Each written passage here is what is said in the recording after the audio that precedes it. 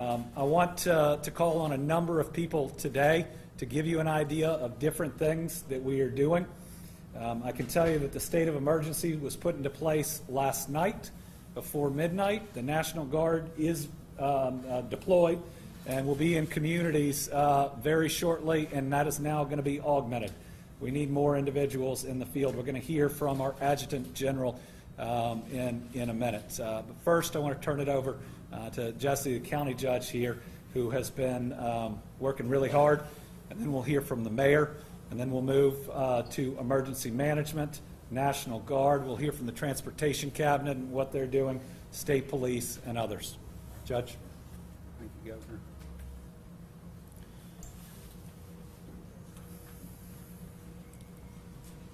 You know, this is probably the toughest day of my life right here. When you run for office, you don't know what to expect. But when you see your communities and your county in this kind of situation, it's tough. It's tough on our communities. It's tough on our families. You know, last night I was with my family, and I was watching. We were watching this storm, and we were watching Noah and Trent with the weather, the Local 6, and you know, those folks did a really good job of informing of what was going to happen, and but I had an eerie feeling about it. I can tell you that. I didn't really feel good about it. And as this thing was, as the governor said, for the 200 miles it was on the ground, watching it head toward Graves County, you know, that it was a reality at that time.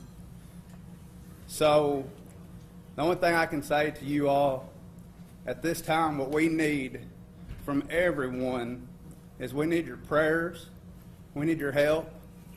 The governor, our federal and state, local, everyone, so many surrounding counties. Judge Clymer is here with us, our adjoining county. Our local officials, right now, you want to know where heroes are.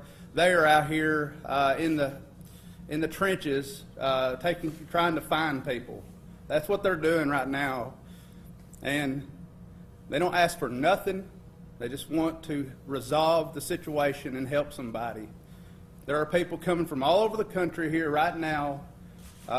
We are very blessed with what we're having with the help and the situation. Our sheriff's department, and I'm not going to start naming folks. Our police department, our fire departments, our volunteer fire departments, our EMS, our hospitals, our health departments. So many are out there right now, and they're going through. And you know we're all here, and right now there are still streets and roads that are blocked, people needing help. So I ask you, prayer, prayer, prayer. Please pray for these folks. They will need supplies. The governor's helping with his administration to help get supplies in here to Graves County. But what I'm saying to you is, if you just need, somebody might just need someone to talk to. Right now, Mayfield High School, there's 50 people waiting to go somewhere. They have nowhere to go.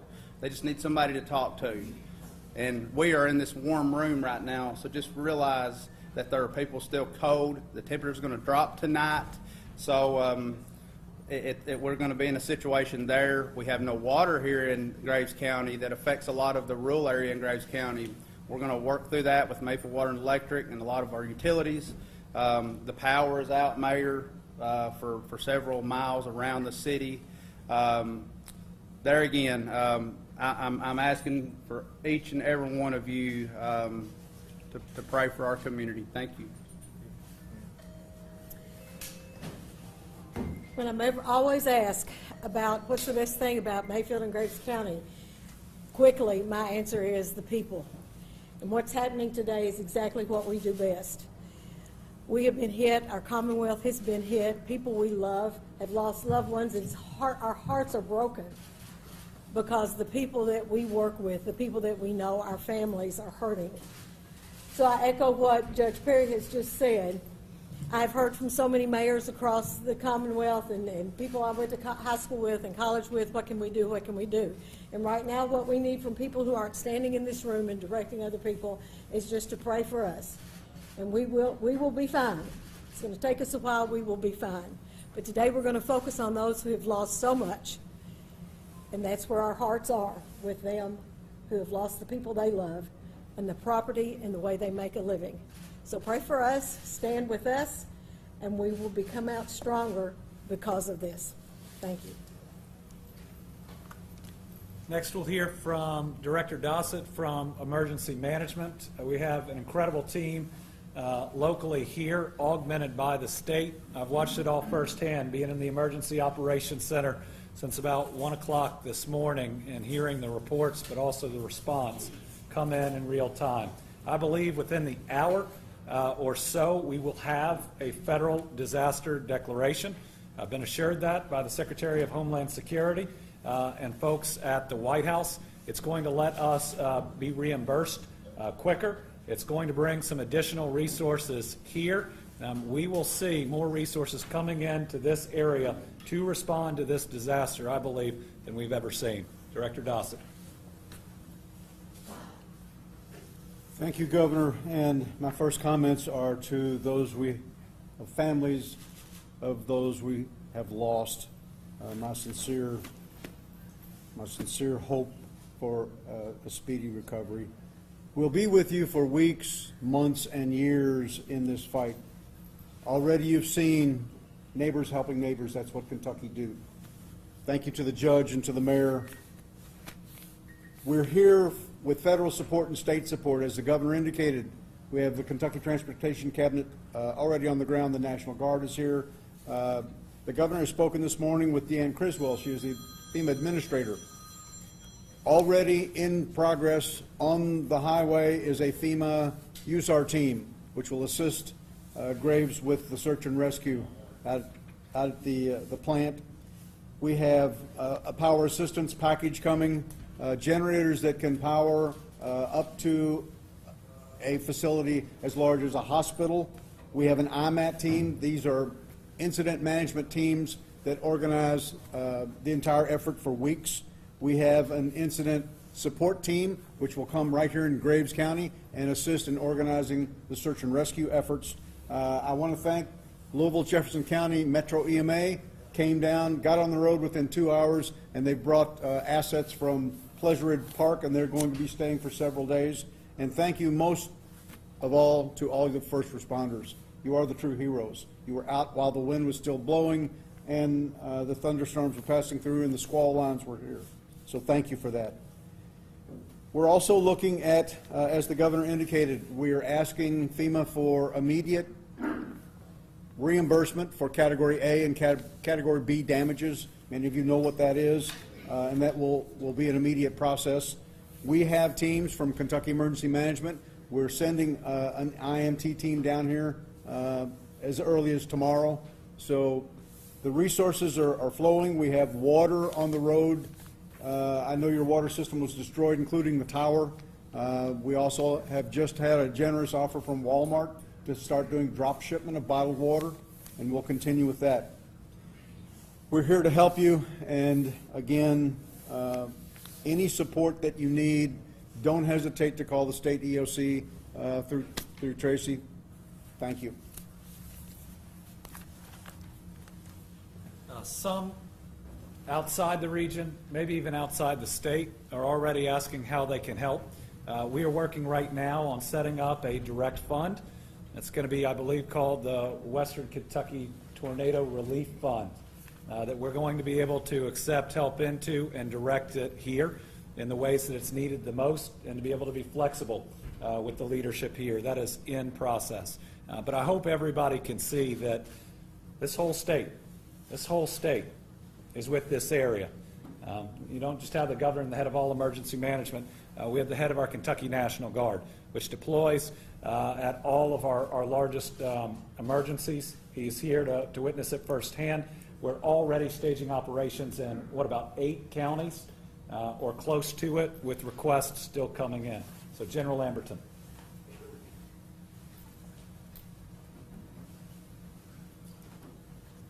Thank you, Governor. And just to share with everybody here at this junction, literally as I speak, and as the Governor insinuated, we've got guardsmen from other communities that are en route to Graves County right now. These folks are coming to assist with everything from search and rescue, and I've been able to speak with both the police chief and the fire chief as well, and we've identified some of the concerns as far as security needs as a result of the damage that's been done at this junction. So some of the guardsmen that we've got showing up will also be coming in to address that. We've got representatives from our unit up in Paducah, and he's serving quite simply as kind of a liaison right now to get kind of a on-the-ground assessment of what the needs are. He's feeding those needs.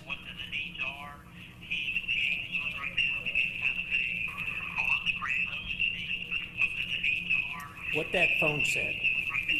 Wait a minute, that's this one. There we go. Apparently all I do is pick it up. Just wanted to be sure that you all are tracking what I was saying, so it was redundant at this junction. But the liaison I just mentioned, so he's feeding back to his unit in Paducah what some of the other situations pertinent where we, the guard, can assist with, and folks will be coming forward from his unit as well. We're tracking this in our JOC, our Joint Operations Center that's up in Frankfurt. They're working with the folks out of the EOC, the Emergency Operations Center, to coordinate all of the support coming to you and prioritize whether it's a civilian agency, an emergency support function, or a National Guard asset, that it serves the community here, and we'll maintain that contact chief to be sure that we're addressing whatever you and your folks identify on the ground. Thank you. I think as of this morning, we deployed a little over 180 National Guardsmen. We are increasing that number as more requests come in. Also trying to use our armories in different areas like Taylor County and others as a place of refuge for people. I know one of the big challenges is debris removal. So I wanted us to be able to hear from the Transportation Cabinet that I know is working with so many folks here. I think we're going to hear we got more than 50 people that are out there right here in the area, and I've said if there are any others, it's time to get them in their vehicle. Thank you, Governor. So just to give you a brief overview of the Transportation Cabinet here in District 1, we covered the 12 westernmost counties.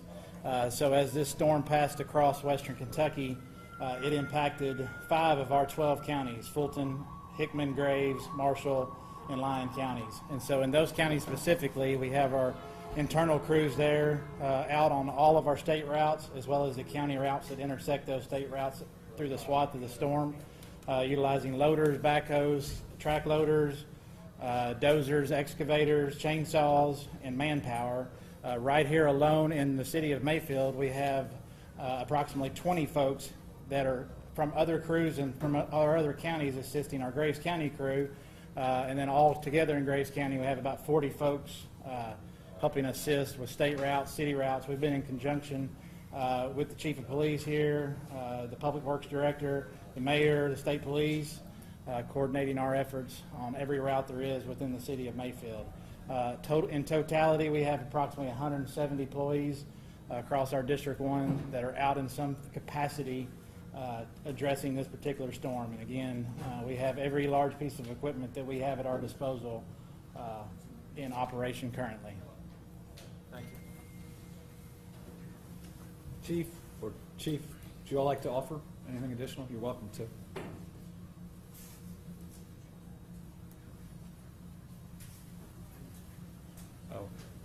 I wanted to make sure we had an opportunity to hear directly from them. They've been doing this work through the night. Then we'll hear from the state police, and we'll open up for questions. I do want to thank ATF that is here, bringing in even more individuals to help out. We appreciate our federal partners. My name is Jeremy Creason. I'm the Fire Chief and EMS Director for the City of Mayfield. Just a quick update. First, our priority one right now is the MCP Candle Factory. That's where the bulk of our assets are right now. Still working through rescue and recovery operations. It's a large facility that was devastated in this tornado, so it's going to be a long, difficult job. But we've got good crews out there. We've got a lot of help from across the state coming in. We're very thankful for that. As of right now, our EMS volume has stabilized. We also have a lot of EMS crews coming in from across the state. As of right now, 11 different counties have sent ambulance crews to Mayfield to assist us. I can't say thank you enough for the help that we've received. Everywhere from our neighboring counties to Vanderbilt, the Kentucky Board of EMS has allocated, we hope, an additional 8 ambulances from all over the state of Kentucky to come in and assist us. I want to thank ARIVAC. They have not only conducted 4 scene flights of critical patients, but they've also allocated staffing from other bases to come in and assist us on our ground operations. Overnight, we had 4 structure fires. That very difficult to get to the fires. Once we did, with the help of our volunteer departments in the county, we were able to get each of those fires extinguished. So that threat is under control. We're dealing with some issues right now. Station 1, which is our main station and the hub of our department, we were in the direct line of the tornado yesterday. So that station is fully inoperable at this point. We had to extricate our own fire and EMS apparatus from that building just so we could respond last night. So today, my next priority is going to be to find a new station and a temporary home for 45 firefighters and our apparatus. But again, I just want to thank all the support that we've received across this room, across the state, the people that have called and just showed up to help. I can't say enough just at how honored I am at the love that we've been shown by our neighbors. So thank you.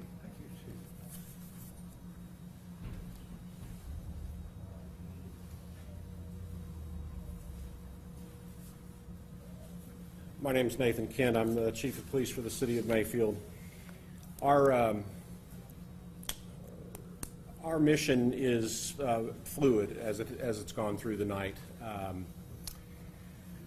and I think it'll continue to change throughout the next couple of days.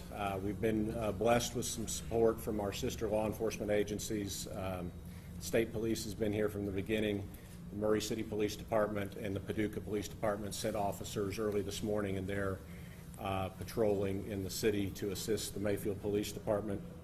One of our biggest challenges in the days to come is going to be interoperability and communications. We've lost some of our assets here in the city. State Police Communications Branch is assisting us with that and bringing radios that will allow all of our first responders to be able to communicate not only with the post but with one another. So we're anxious to get that component in place. In addition to the fire station, our police station was destroyed in the storm. The bulk of our fleet that was parked there has also been compromised. But we are making do. Again, we're borrowing vehicular assets from other departments and been very gracious to bring manpower again long before the sun came up this morning.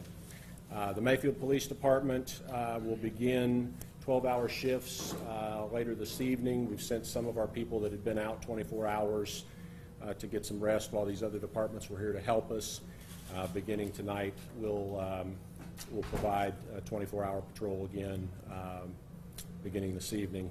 The mayor and the judge executive of the county have have spoken, and there's going to be a curfew put in place for this evening, beginning at 7 p.m.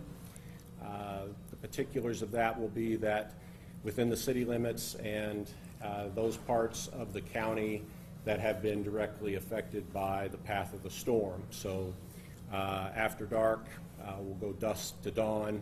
If you're not an emergency responder, you need not be in any of those areas after dark. If you are, our law enforcement officers are going to investigate those circumstances. So we just ask for the public support.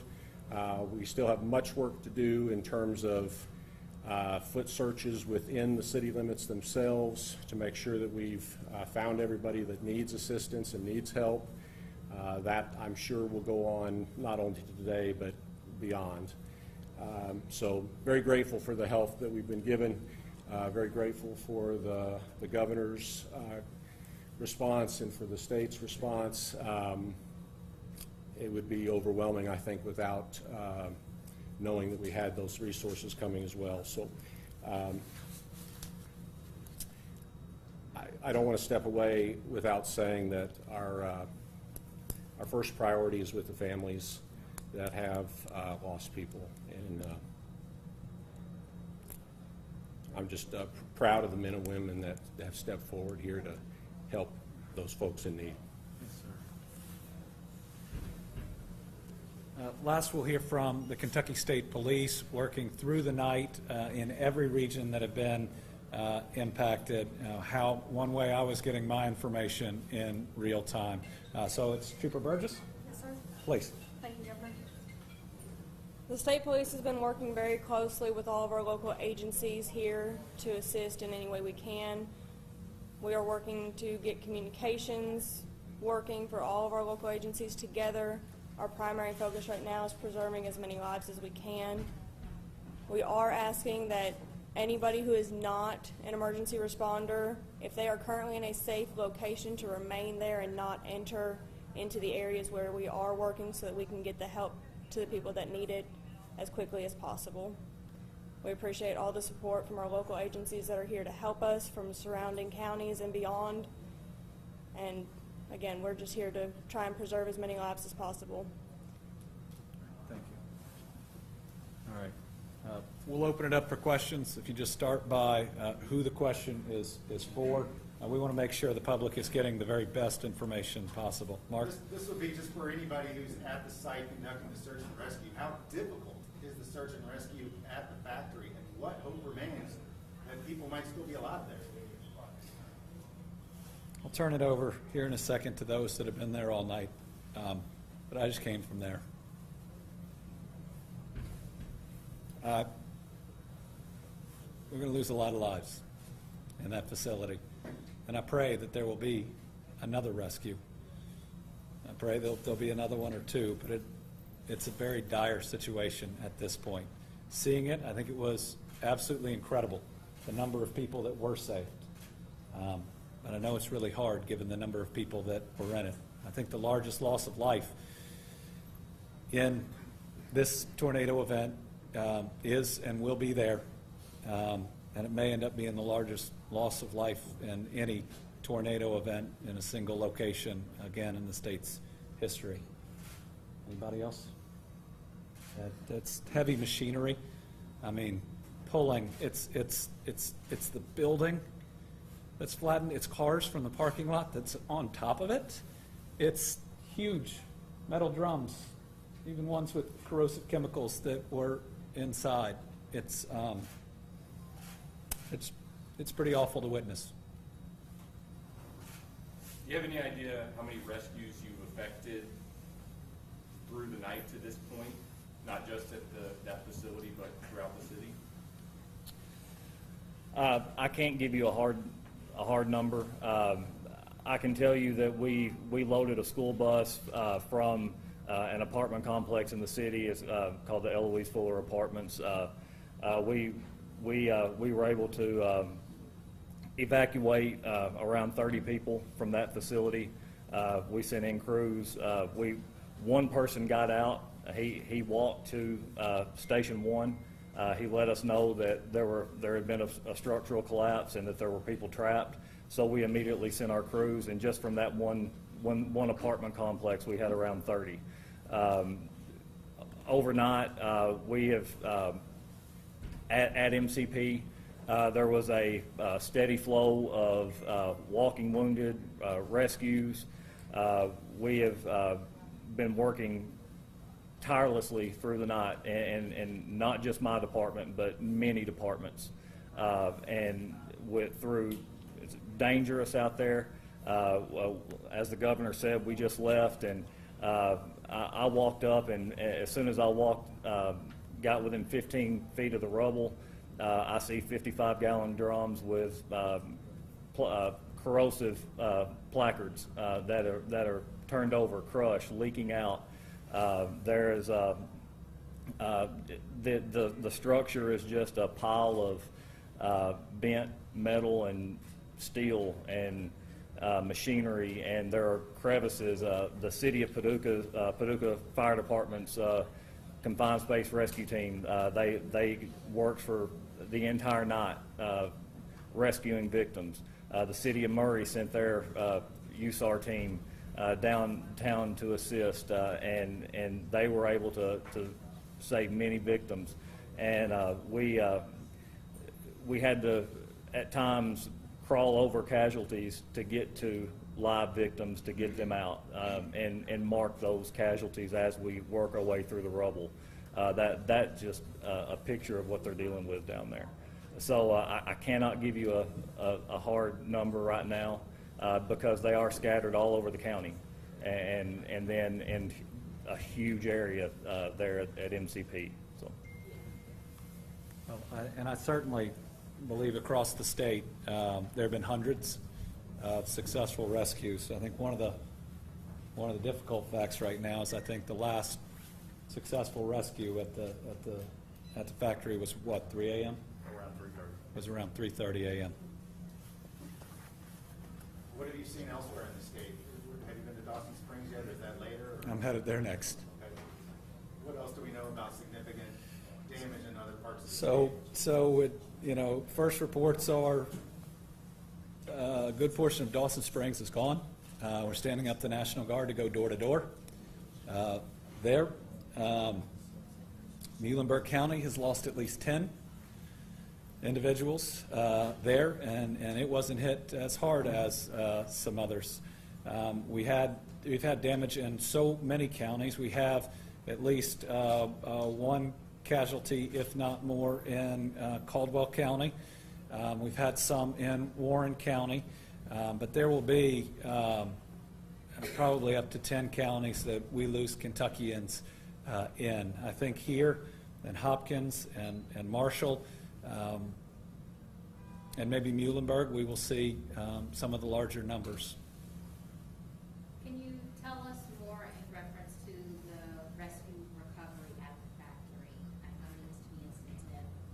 How many people so far have been rescued or recovered, if any, and their condition, if you can? I think the approximate count is 40 individuals that have been rescued from that facility. There were about 110 in it at the time. Now, obviously, there's some sensitivity until families know and are certain, and we still hope and pray that there's still some opportunity for others. All right. Thank you all very much.